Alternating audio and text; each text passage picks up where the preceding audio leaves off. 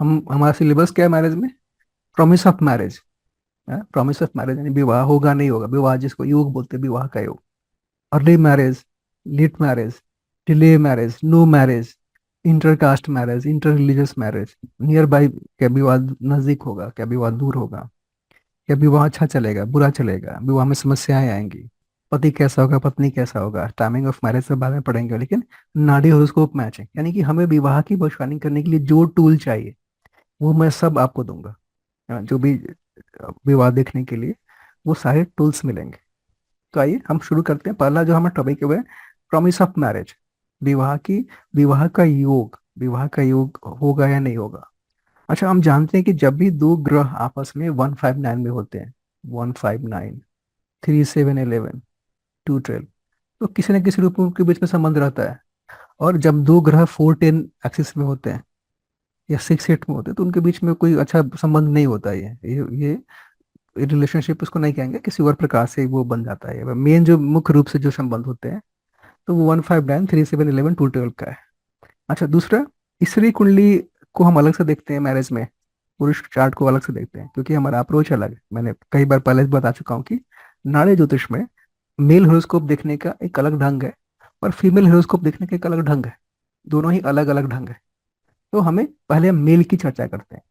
Mail उसका जीव तत्व और फीमेल जो उसके उसके चार्ट में पत्नी को इंडिकेट करती है। वो कौन से प्लैनेट है? जुपिटर जो है वो मेल है और वीनस वो फीमेल है, यानी कि वाइफ है। वीनस जो है ना केवल वाइफ को इंडिकेट करता है बल्कि मैरिज को भी इंडिकेट करता है, मैरिज से मिलने वाला सुख को भी इंडिकेट करता है। वाइफ, वीनस ओवरऑल मैरिज को भी इंडिकेट करता है। तो एक जनरल प्रॉमिस है, जुपिटर जीव है और सैटर्न इसका कर्म है। वीनस का संबंध किसी भी रूप में जुपिटर और सैटर्न से बनता है, यानी कि वीनस पे गुरु का एस्पेक्ट आता है, सैटर्न का एस्पेक्ट आता है, तो विवाह होता है। यानी पुरुष कुंडली में वीनस है और वीनस पे गुरु और शनि का एस्पेक्ट आता है, नाड़ी एस्पेक्ट, तो विवाह होने की संभावनाएं रहती है। जितना ही क्लियर कट है, यानी कि जो सबसे प्रमुख एस्पेक्ट है, जो सबसे जो एस्पेक्ट जो सबसे अधिक काम करते हैं वो एस्पेक्ट हमें पता ही है, 15927। अगर इन एस्पेक्ट से विशेषकर गुरु शुक्र को देख रहा होता है, शनि शुक्र को देख रहा होता है, तो विवाह होने की संभावनाएं बहुत अधिक होती हैं। अगर कुंडली में कुछ और योग ना हो डिनायल के, तो फर्स्ट बेसिक प्रॉमिस है, फर्स्ट बेसिक प्रॉमिस है मेल चार्ट में कि शुक्र जो है, शुक्र पे गुरु का एस्पेक्ट आ रहा है या शनि का एस्पेक्ट आ रहा है। फिर जितना क्लियर होगा उतना ही विवाह होने की संभावना होगी। इसका अर्थ नहीं कि डिले होगा या टाइमिंग नहीं दिखाता है, ये सिर्फ प्रॉमिस दिखाता है कि जीवन जीवन में इस व्यक्ति का विवाह होगा, ये इंडिकेट करता है।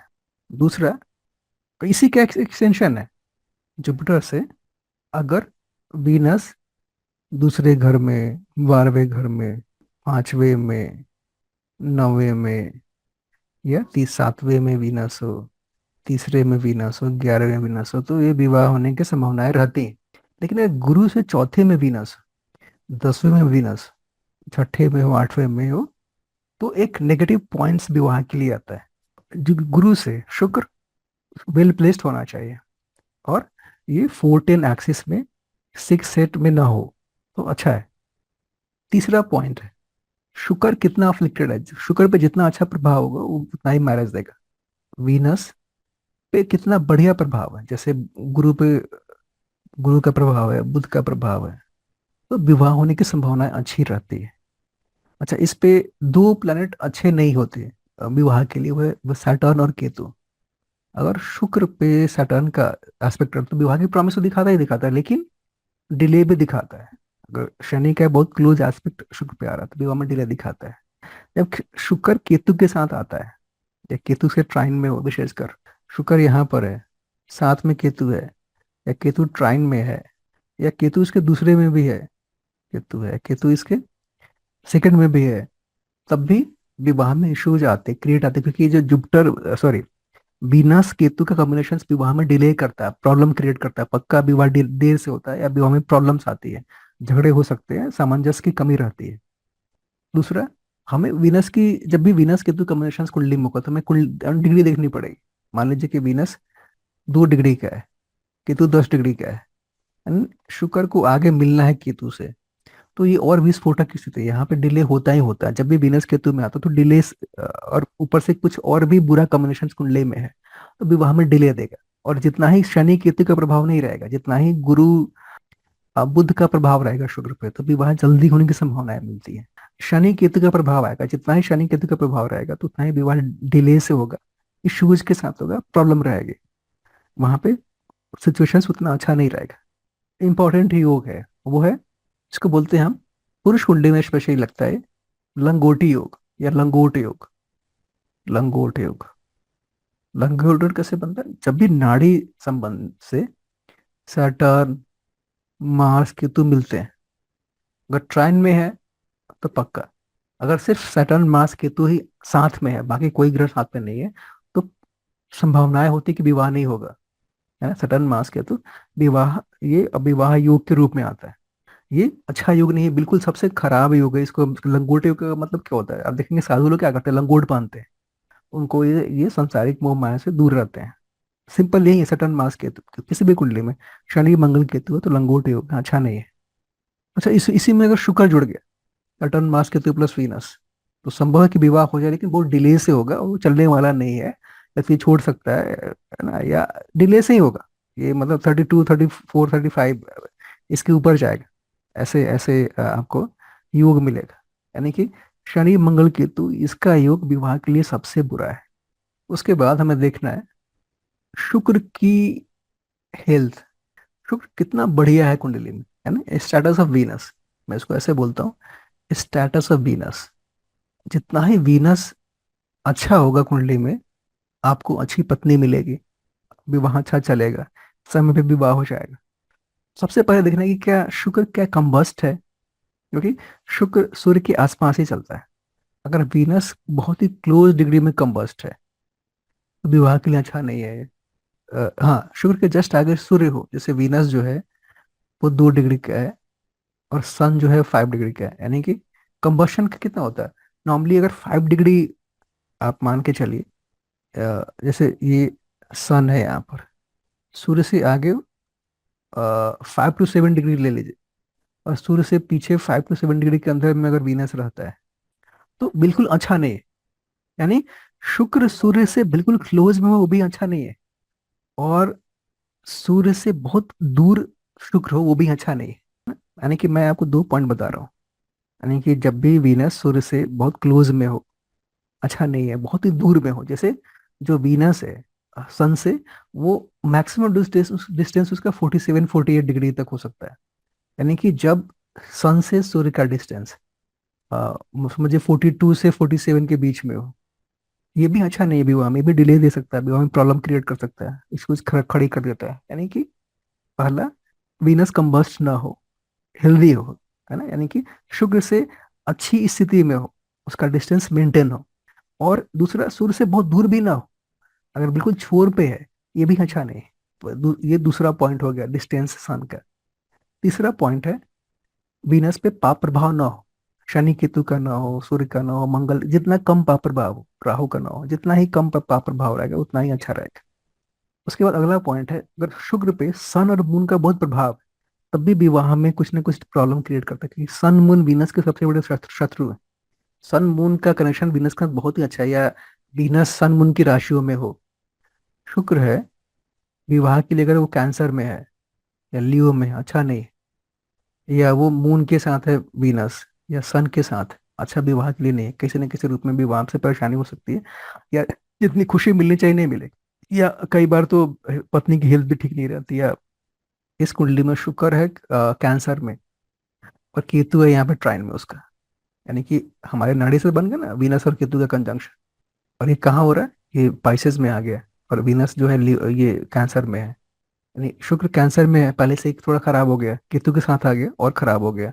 तो इस व्यक्ति की मैरिड लाइफ में अप डाउन चलता रहता है, कई बार मतभेद इतना बढ़ जाता है कि वो मतलब कुछ समय तक बोलना बंद कर देते हैं, कुछ ना कुछ इश्यूज हो जाता है। दूसरा, वीनस के पास बल है या नहीं, जैसे नीच का वीनस भी अच्छा नहीं माना जाता, उसका मतलब जैसे 4 5 6 8, वृश्चिक का वीनस भी उतना अच्छा नहीं मानता, इन राशियों में वीनस उतना बढ़िया नहीं रहता। वीनस किस में बहुत बढ़िया रहता है? अपनी राशियों में, 2 7 12, इन राशियों में अगर अगर वीनस है तो अच्छा है। जैसे मान लीजिए सूर्य है यहाँ पे 10 डिग्री का, वीनस है 7 डिग्री का, तो वीनस को आगे जाके सन से मिलना है ना, 7, 7 डिग्री, 8 डिग्री, 9 डिग्री, 10 डिग्री। तो आगे उसको मिलना है सन से, तो वीनस को लाइफ में प्रॉब्लम क्रिएट होगा, यानी प्रॉब्लम आने ही वाली। अच्छा, यही वीनस अगर मान लीजिए 13 डिग्री का है, तो वीनस इस पॉइंट से गुजर चुका है, आगे जा रहा है, तो थोड़ा सा ये कम हानिकारक है। किसी भी ग्रह से जस्ट आगे वाला जो भी प्लेनेट है, वो बहुत ही इंपॉर्टेंट होता है उसके लिए। और वीनस के लिए, वीनस के आगे अगर अगर सूर्य हो, शनि हो, केतु हो, अच्छा नहीं है। कहते हैं कि राहु भी हो तो अच्छा नहीं है। शुक्र जो है, न सूर्य से बहुत क्लोज हो और ना ही बहुत दूर हो, डिसेंट डिस्टेंस पर हो। सुख शांति समृद्धि के लिए शनि केतु बहुत ही बुरा कॉम्बिनेशन है, क्योंकि ये बिल्कुल सन्यासी वाला कॉम्बिनेशन है। अगर वीनस से शनि केतु किसी रूप में अटैच हो रहे हैं तो अच्छा नहीं है, वो डिले देगा ही देगा, विवाह की में सुख में कमी करेगा ही करेगा। अगर शनि केतु मान लीजिए कि अगर किसी किसी होरोस्कोप में वीनस 4 डिग्री का है, केतु 6 डिग्री का है, शनि 8 डिग्री का है, आप आंख मूंद के बोल सकते हैं कि तेरा विवाह 30 बरस के ऊपर होगा, डिले के साथ होगा।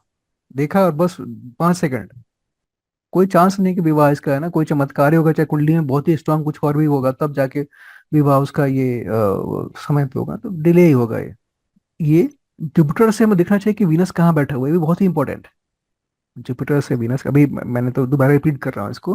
और विशेषकर मैंने देखा बहुत सारे केसों में गुरु से चौथे में शुक्र बैठा हुआ है, या दोनों के बीच में 4-10 का रिलेशन है, तो अगर कुंडली में और भी प्रोमिसेस और भी चीजें हैं, तो विवाह उसमें नहीं होता है, या विवाह में डिले हो जाता है, या वैवाहिक सुख नहीं मिलता है। जैसे रावसर की कुंडली में एग्जाम्पल देता हूँ आपको। तो अभी मुझे याद है, रावसर की कुंडली में तुला में वीनस और कर्क में है गुरु, मेल चार्ट है सर की, हम गुरु से देख रहे हैं, गुरु से चौथे घर में वीनस, 4-10 का संबंध बनकर अच्छा नहीं है ये, यानी दोनों के बीच में किल कट संबंध नहीं। उनकी कुंडली में और भी चीजें हैं, एक और एग्जाम्पल मैं आपके सामने लेकर आता हूँ।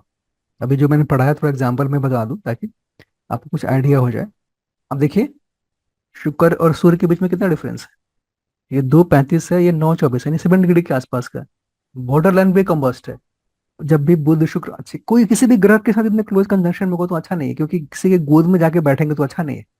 और विशेषकर ये शुक्र कंबस्ट है, और उसके ठीक आगे सन है। शुक्र की जो संगति है वो अच्छी नहीं है, यानी जिस राशि में वो है, जिस घर में वो है, उसकी संगति अच्छी नहीं है। अच्छा, उस पे भी शनि वक्रीय माना, लेकिन ट्राइन एस्पेक्ट तो लेंगे ना, पिछले घर से तो देगा, लेकिन यहाँ भी तो आएगा ना, शनि का एस्पेक्ट यहाँ भी आएगा, शनि का एस्पेक्ट यहाँ भी आएगा, तो थोड़ा सा डिले तो देगा ही देगा। और भी कॉम्बिनेशन है उस चार्ट में, उस कुंडली में और भी कॉम्बिनेशन से आगे हम देखेंगे, लेकिन अभी हम सिर्फ थोड़ा पकड़ रहे हैं, जितना हमने सीखा है उसको हम पकड़ रहे हैं कि कैसे हमें लगाना है। एक और मैं चार्ट आपको आपको दिखाता हूँ। दिख रही है, कर्क लग्न की कुंडली है, और हमने वीनस को एनालाइज करना, हम बहुत कुछ को बाद में करेंगे, हम वीनस को एनालाइज, लेकिन अभी हमें वीनस को करना है, क्योंकि वीनस को करने ही आ गया है। समझिए कि आधी लड़ाई आप जीत गए। सर क्या बोला होगा आपने, वीनस का क्या? मैंने कहा कि अगर हमने वीनस को एनालाइज करना सीख लिया तो हम अच्छा। आधी लड़ाई जीत गए, क्योंकि मेल चार्ट में वीनस ही आधार है। इस कुंडली में देखिए, हम देखते हैं वीनस किस घर में है, कहाँ पे बैठा हुआ है, कर्क राशि में, अच्छा नहीं है। वीनस जो है, इन एक नेगेटिव पॉइंट है ना। फिर हमें क्या देखना है, वीनस है ट्राइन में। देखो अब, ट्राइन में कौन ग्रह है, ट्राइन में केतु है ना।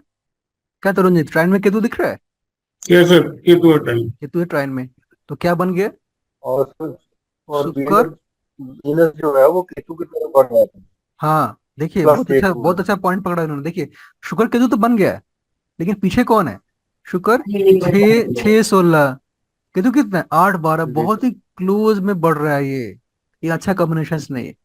यानी विवाह में डिले संभव है, प्रॉब्लम हो जाएगी, इशू हो जाएंगे, अच्छा नहीं है, वीनस अफेक्टेड हो गया।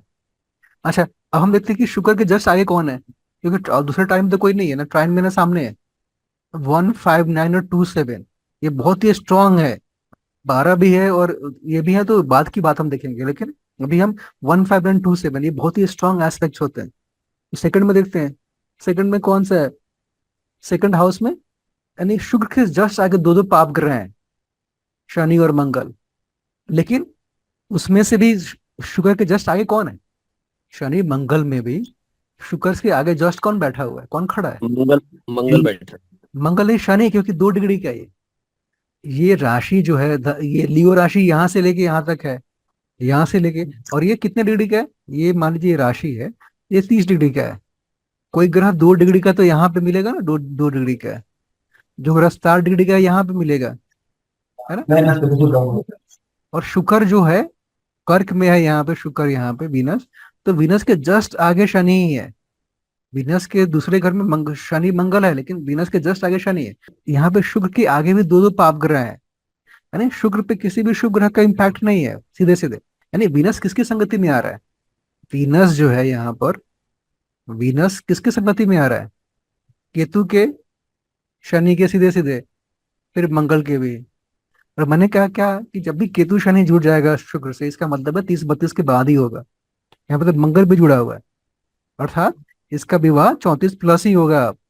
पहला हमारा काम है एक ग्रुप बनाने की विवाह क्या टाइम पे हो रहा है, ऑन टाइम, या डिले डिले हो रहा है, या वेरी डिले हो रहा है। ये आ गया, उसके बाद आपको पढ़ना है कि एग्जैक्ट कौन से ईयर में होगा। इतना कह सकते हो क्या पंकज जी? जी सर, कह सकते बिल्कुल हैं। सर। इतना कहा आप गया बहुत है। फिर हम आगे सीखेंगे ना, सिर्फ अब वीनस को देख रहे हैं, कुछ और भी चीजें हैं। यानी कि by the way second level आपका समाप्त होगा, तब तक आप आराम से बहुत कुछ बता पाएंगे। अभी मैं सिर्फ ये बताऊं कि आज की कक्षा के बाद कि आप इतना बता पाएंगे कि वीनस को देख के कि तेरा विवाह डिले हो सकता है या तेरे विवाह में प्रॉब्लम्स हो सकती है। अच्छा, सिर्फ डिले ही नहीं होगा, जब शुक्र पे सैटर्न और केतु का सीधे सीधे इम्पैक्ट है, तो विवाह के सुख में भी कमी होगी कि नहीं होगी, जी सर। है। और जब शुक्र हाँ के जी। इतने क्लोज डिग्री में केतु है, तो विवाह में हम्म। तो विवाह के सुख में कमी तो होगी ही ना होगी। तो इतना तो कह सकते हो ना कि तेरे विवाह सुख में कमी है। सर एक चीज पूछना था। हाँ, जैसे इस कुंडली में जो आपने एग्जांपल दी है, इसमें ये हमें पता चला है कि मैरिज प्रॉमिस तो था, और बट प्रॉमिस लेट हुआ। कैसे था, कैसे जानेंगे मैरिज प्रॉमिस था? अभी अभी सर ये यही मैं आपको बताने लगा हूँ कि अगर ये जो गुरु था ना सर, जुपिटर, ये इसके सेकंड मतलब कि हाँ, जुपिटर गुरु के से जो जस्ट दूसरे सेकंड में में ही था, शुक्र है, गुरु से जस्ट दूसरे में ही शुक्र देख रहे हैं। था। और अगर ये गुरु मेष राशि में अगर गुरु होता यहाँ होता तो ये नो मैरिज, तो ये इसकी लगभग नो शादी मैरिज होनी। होता। अगर गुरु यहाँ होता, गुरु जी यहाँ सर। होता, तो ये ऑलमोस्ट नो मैरिज ही होता, विवाह होता ही नहीं। 4 6 8 जो आपने अभी बताया, हाँ, अगर उस कॉम्बिनेशन में जुपिटर का वो शुक्र में जाता तो मान शादी लीजिए हम कह ये सकते कुंडली थे कि होती, शादी।